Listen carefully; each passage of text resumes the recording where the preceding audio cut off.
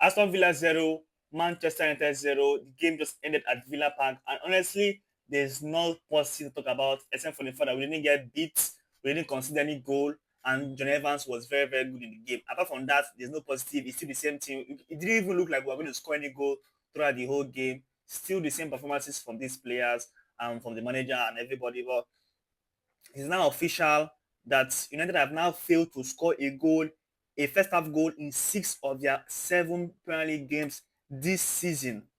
No team have ever done that so far this season. We're the only team in the Premier League that have only scored 1 goal in the first half after 7 games. Embarrassing.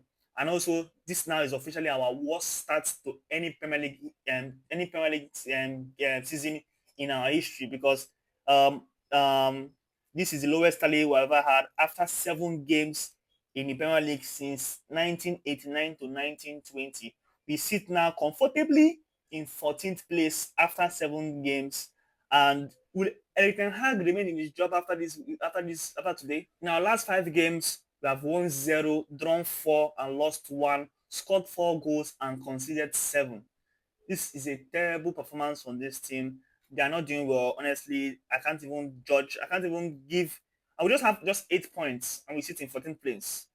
I can't give any credit to anybody. I can't give any excuses. These performances from this team has been poor generally this season, and there's genuinely no excuse to give. The whole United hierarchy were this game: Sergeant Ratcliffe, Omar Barada, Sir David Bradford, Jason Wilcox, Dan Ashworth. They were all present in this game. Silas Ferguson, everybody was present. And now the question is, tomorrow morning, is Ten Hag going to remain in the job? Tuesday, Wednesday, is Ten Hag going to remain in a job? Because these performances has been bad. It seems like he's because the lineup he picked was very, very surprising to many fans. He benched the lead, he benched Martinez, Ugarte didn't even play any at all. You put Ahmad on the bench, you didn't even bring Ahmad at all.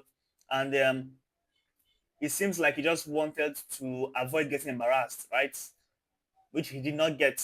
But at the end of the day, we didn't score any goal. It didn't even look like we were going to score.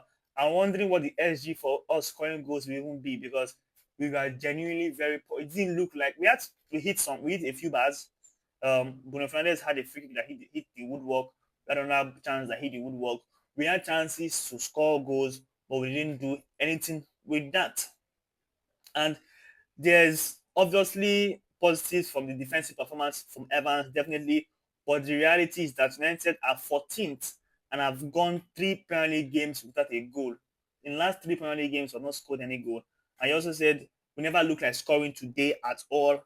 And we're still miles away for the levels that should be at a third season under Erik Ten Hag, which is true. We're very far from where we should be in Erik Ten Hag's third season. Even if we can say this is Erik Ten Hag's first season under proper management, this is not how we are supposed to start the Premier League season. This is not. I will not defend that at all. But we drew the game. The game is over. Honestly, the game was a bit boring for me because it didn't look like we were going to score any goal. But honestly, if we had gotten beat, I would have felt a lot worse than I feel right now. So now I'm a bit cool and collected. And the only question on my mind is, will Erik Ten Hag remain in a job after tomorrow? By Monday morning, Monday afternoon, Monday evening, are we going to get a breaking news? Erik Ten Hag leaves United with mutual consent. Are we going to get that? Is he going to survive this job? In this job, there's a meeting scheduled with the hierarchy all together in London, minus Ten Hag, the hierarchy of the club. Everybody I just mentioned, they are meeting on Tuesday.